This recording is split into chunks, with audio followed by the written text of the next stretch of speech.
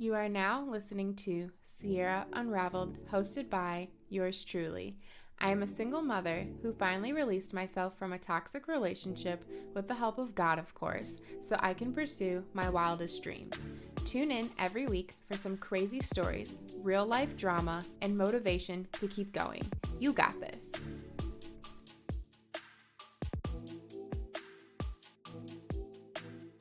All right, welcome back to another episode of Sierra Unraveled.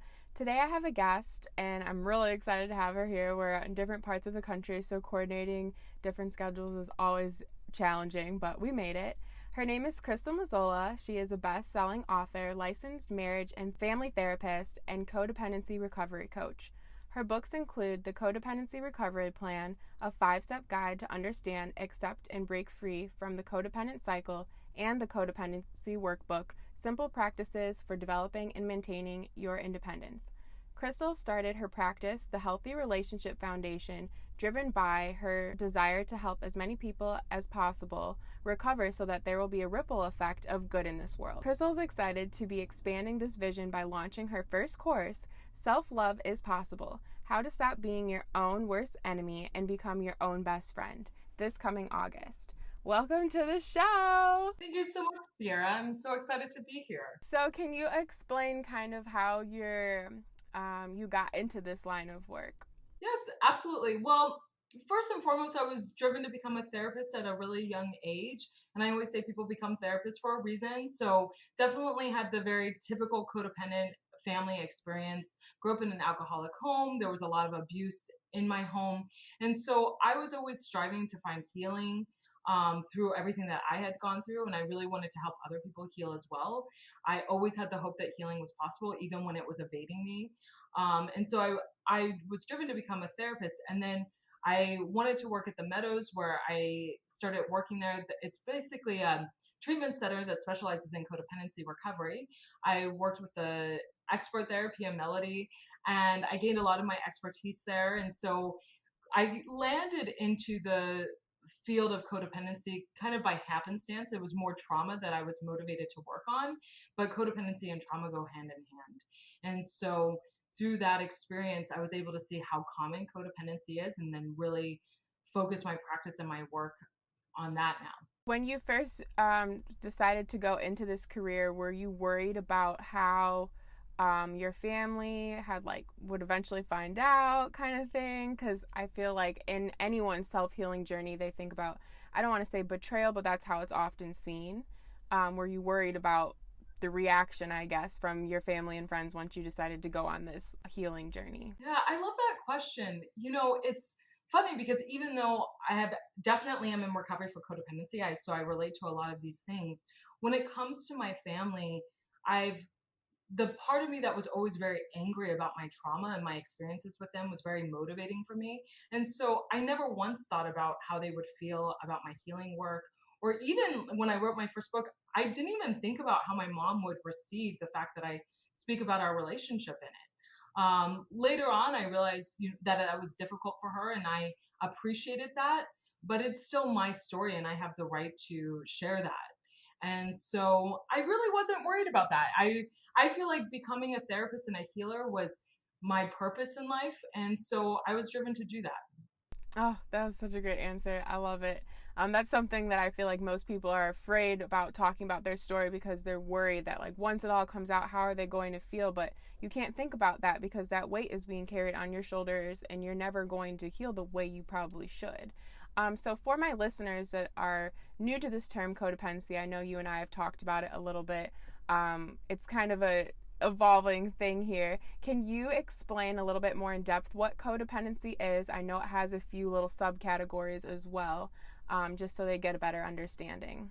Yeah, of course. So that's a really great question. There are a lot of definitions for codependency, and I have my own that's featured in my books, but I'm even realizing that that's really wordy. So actually, one of my clients came up with the best definition of codependency I've ever heard, which is that when you put your okayness below other people's consistently. So when you put other people's okayness above your own consistently, that's codependency. So a codependent person is going to think a lot more about what other people need, want, or expect from them, or how they feel, more than they think about themselves. Whereas when you're interdependent, when you're healthy, yes, you care about other people. Like that is part of the human experience. We are designed to connect and care, but we think first and foremost, what do I need? What do I want? What are my boundaries and limits? And then we live our life from that place and then negotiate with others. And so in codependency, instead, because we're so preoccupied with other people's needs and wants, we do a lot of people pleasing. There's a lot of perfectionism because we're looking for other people to tell us that we're enough. Codependents fundamentally believe that they're not enough, that they have to prove their worth.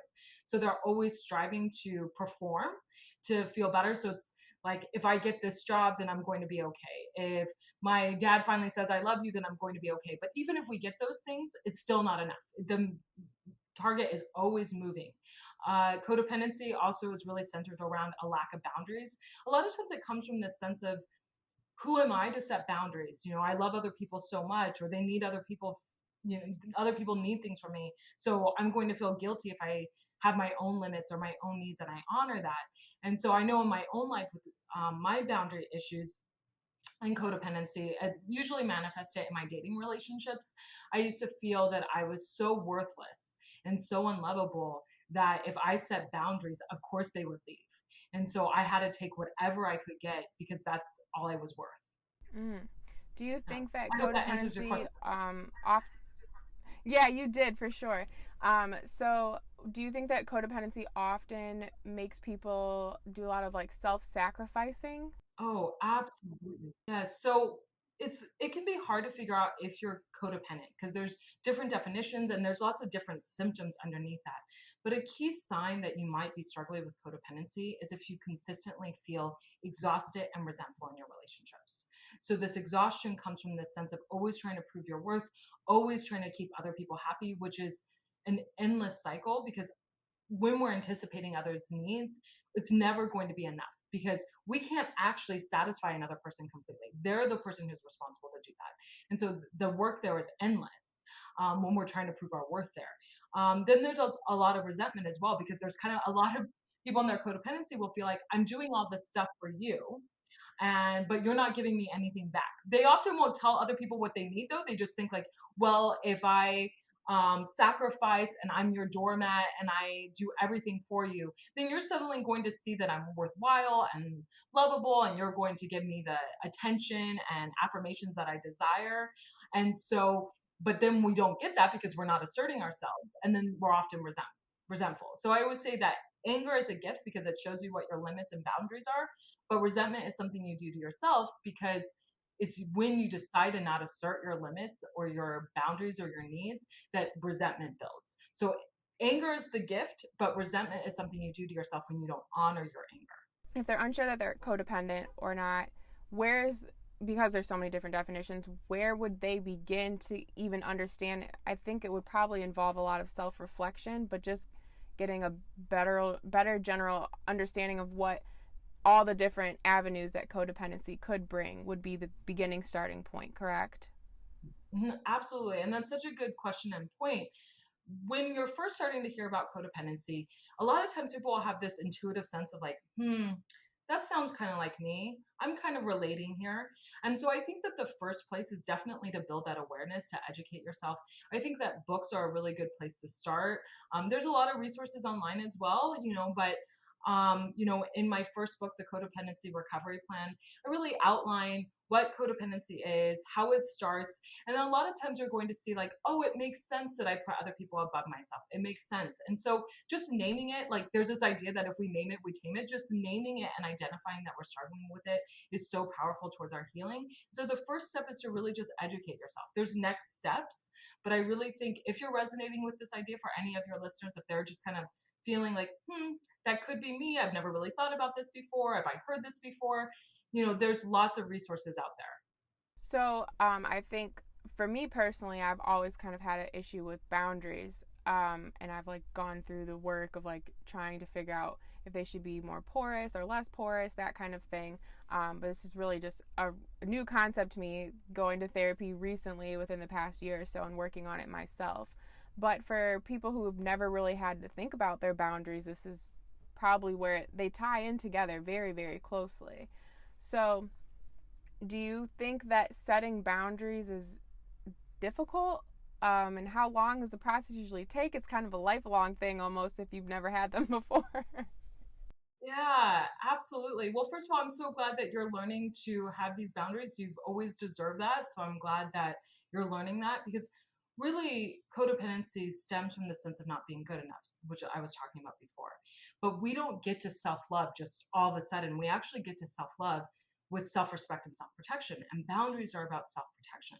And so we do have to practice as if we love ourselves, practice as if we think we're worth our boundaries. It is a lifelong process, and many of us didn't grow up in families that role modeled it, and we can only learn about boundaries from our families. And so if our families had really broken boundaries, or porous as you called it, then that's what we're going to pick up. Healthy boundaries are, it's basically like we have this bubble around ourselves. No other person exists in our bubble. Sometimes in codependency people are like, I want someone else in my bubble. And it's like, mm-mm.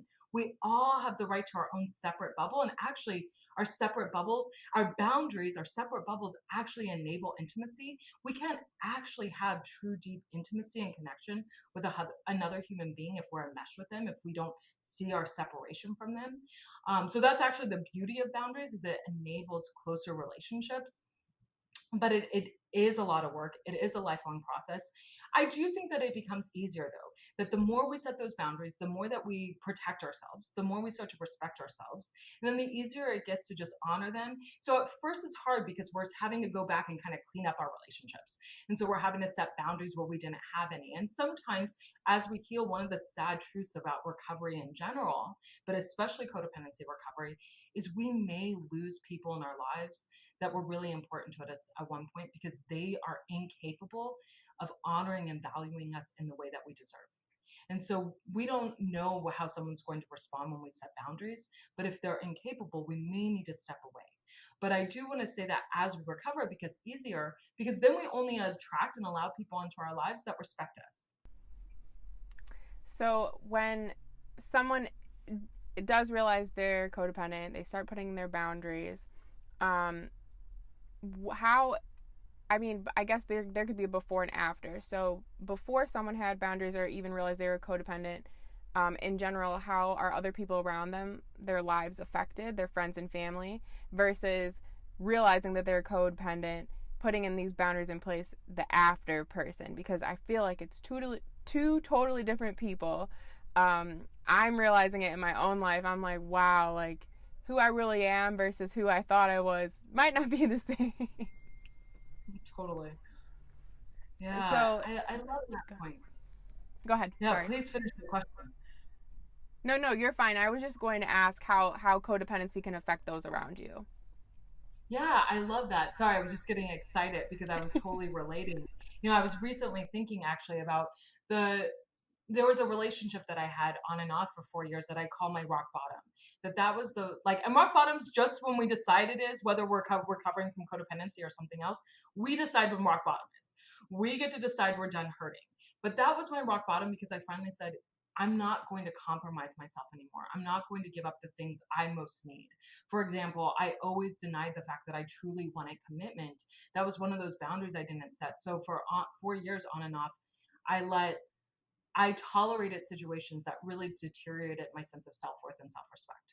And so I finally decided enough is enough. And I was actually thinking recently about him, and I thought, wow, if he met me now, he wouldn't even recognize me. We wouldn't even have a connection anymore. And I thought that that was really a lovely thing, because it was a very painful relationship. And so our authentic self is often very different than our self sacrificing, almost like the expression doormat comes to mind. Like when we're like doing everything for other people, there's almost a sense of like, I exist for other people. I'm like this doormat. Some people talk about that. So we do shift. And so first, before we heal from codependency, before we even have that awareness, the people in our lives, actually, it's so ironic because we're doing it out of love for other people or care.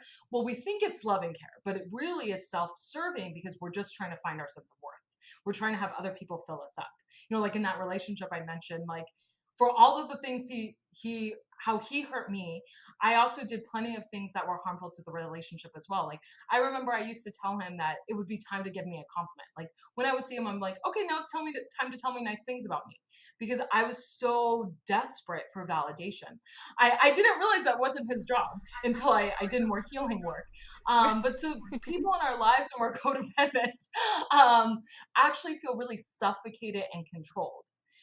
Even though we think we're doing it for them, they feel controlled, they feel micromanaged, they feel that we're putting unreasonable expectations on them that they can't measure up. Because, like, for example, my mom was always doing things in her codependency for me, my brother and I thought she was just being our mom. And then she would have these breakdowns where she would start yelling and then ask us if we wanted her blood. Like, what else could she give us? Dramatic Italian family. But she would say, like, what else can I give you? And I just thought that she was showing up to me out of love. And so when she would say that to me, I would feel trapped because I was just trying to exist as her child. But then she had these expectations from me that she never explained to me. So there's a lot of suffocation, a lot of sense of being controlled from like the person who's like the partner of a codependent. But usually codependents attract each other, but the partner is going to feel that way. And then as we heal, people are not going to necessarily like it at first. Our primal brain is designed to get as much as possible with with as little effort as possible. So when people start setting boundaries with us, our primal brain is like, wait, what? I have to do more work now? Like, I remember my mom would start saying things like, okay, Krystal, it's time for you to clean up, after dinner. Cause like she used to do everything around the house. And I remember feeling angry. Like, I thought this was just your job. But she explained to me Yeah, that she you was trying always to do honor it. myself. Exactly. But I'm like, okay, I didn't like it at first, but when she explained to me that it was her process of self-respect, I could understand that and I was willing to do it. And that's the thing is some people are going to show us that they're willing to go on that healing journey with us. It doesn't mean that they're going to say like, awesome, cool, you're making me do more work at first, or I'm going to have to change to be in your life. But they are going to follow you and value you enough to do that work with you. And other people just aren't going to be capable. And so that's I know I said a lot, but that's really the process because as we heal, the people in our lives are healing with us. Yes. And hopefully, and the goal hopefully is to inspire other people to want to heal themselves. Exactly. That's the amazing thing. When we're codependent, we're trying to fix other people. We really obsess about their change. Because, for example, if I'm dating an addict or an alcoholic, and he's still using, then I'm going to make up that that's about my worth. So I'm going to be obsessed with his healing work. I'm going to be obsessed with him going to therapy, going to rehab, whatever it is, because then I'll feel worthwhile. But the amazing thing in codependency recovery is we start to just focus on ourselves. And then the people who are meant to have interdependent, healthy relationships with us will just go like, wow, I want some of that. I want some of that peace and self respect that that person's bringing into their lives. And they're just going to naturally do their healing work. It might not be the therapy or the rehab you imagined for them. It might look like Reiki and reading. I don't know because we all have different healing journeys. But people are going to be inspired when they see us heal from codependency. And I think that that's the beautiful irony is that we were so obsessed with other people changing to prove our worth and our codependency. But when we just relax and focus on our own healing, then we get to really have people around us who are inspired and motivated to do their own work. So, we talked about little bit very briefly where codependency might stem from. Typically, it's a learned behavior. I feel it's not like inherited, but it's environmental. And then you pick up on those traits and then you kind of project them outwards. But also, it can be based out of trauma sometimes Hmm. as well. Absolutely. Absolutely. So I actually think that we have a codependent culture. I think that being raised in the American culture, I can't speak to other ones because I grew up in this culture, but being raised in this culture, we're always given the message that we have to keep striving to prove our worth. I mean, if you even look at like advertising and consumerism, like we're never good enough just as we are. We have to get the next iPhone or the next like makeup product or whatever it is. And so there's always this innate sense of I'm not good enough, so I have to prove my worth. But it's not about proving ourselves to other people. And so that's the really cool thing is as we connect with our authenticity, there might be things like, like I authentically love fancy things, but it's not about showing off to other people. Like I'm really, I love my spa days. I mean, I've only had like two in my entire life, but I love them. And like, but that's not about proving myself to other people. That's just, I really love that. And some other people Self like care. really different kinds of, Self care. exactly. And you get to decide what your self care is. But I think we have a codependent culture. So even if you had the experience of having what we call a good enough childhood experience or family experience, you might still struggle with some perfectionism or people pleasing, which are codependent symptoms, just because of our culture. Also, different family systems are going to have more of it. For example, certain cultures are more enmeshed, like they have more boundary issues, like people are on top of each other rather than having their own separate bubbles, like I talked about. So, I know that I've heard that from clients that the Chinese culture has, this sense of um, boundaries not even making any sense to them. That people get to tell each other what to do. There's a lot of stigma around mental health as well, and so our different cultures are going to impact our boundaries as well. Like I know, like being raised Italian, there was a lot of enmeshment as well. And then trauma definitely does impact that, but trauma doesn't have to just be like sexual or physical abuse. Trauma is really just means a wound. And so things that we don't often talk about, like bullying or moving a lot when we were growing up, that those can be wounds as well that make us feel not good enough. For example, someone who moved a lot, like the army brat quote unquote experience, like maybe you never really got to connect with people growing up because you were always moving schools. That might make you feel like I'm an outsider and I'm not good enough. And so codependency can come from that as well. And of course, like extreme abuse can create that as well. So, what would happen? I guess it would be really bad. I try not to think about this, but I'm worried that there are potentially people in my audience or other people just in our friend circles individually that might be codependent that decide that they are not codependent. What is going to happen to them? I shouldn't say it like that because it's like we don't predict that. But potentially, if I'm codependent and I don't do something about it after I realize that I am, or I decide that I don't even want to be open to the idea, potentially, what is my life going to look like? I love that question. I think a lot about legacy and living with integrity. Integrity just means wholeness. And so fundamentally, if you struggle with this sense of not being good enough and trying to prove your worth, maybe you're still going to have a lot of success by external measures, but you're never going to feel whole and satisfied. You're always going to feel like something's missing, which creates exhaustion and resentment, this sense of burnout. You're never going to have this sense of peace and fulfillment that is actually possible in life. Some people actually think it's not possible to truly feel whole and fulfilled, but it is possible. And you'll never have that if you don't do your recovery work. And I really think at the end of our days, I think a lot about that.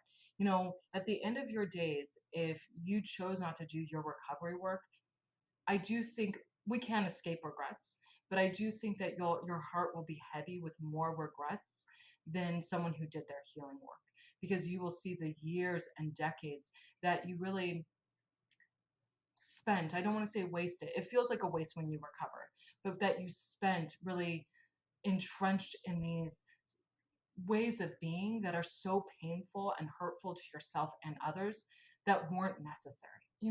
The people who always say on your deathbed, you're not going to wish that you had worked more. There's so many people like that. Actually, codependency can show up in workaholism. It doesn't have to just be in these alcoholic or addicted relationships. And in our workaholism, it's really rewarded in the American culture, but people don't wish that they had worked more. And so they wish that they had connected more with people. And if you don't heal from your codependency, you'll never have that true sense of connection with yourself or others. And it makes me very sad for those people who choose to never do their healing work. I love it. So, where can they get more of you? Because I could literally talk to you all day. Yeah, I'd love to connect with anyone who found this useful. I'd love to connect with you more in the future, Sierra. But the best way to find me is at my website, healthyrelationshipfoundation.com. Um, they can also sign up for my course that will be available at the beginning of August. It will be launching. There will be live support with my course. It's not just a course, it's actually live interaction with me that will launch in August. There's a sign up for that under courses. And also, if people just want to learn more, my books are a really great place to start. They can be found on Amazon, the Codependency Recovery Plan or the Codependency Workbook. Okay, well, thank you so much. I'll definitely be sharing the links to your website on my episode notes, as well as dropping the support network for them to join on your group page. And if they have any questions, I'll drop your email as well and they can send me your way. And again, thank you so much for being on the show today. My pleasure. Thank you, Sierra. Codependency. Just another thing for me to add to the list of things that might potentially be wrong with me. Anyways, I hope you loved the interview today. I'll just keep on lining them up for you. And as always, stop letting them unravel you because only you can unravel yourself.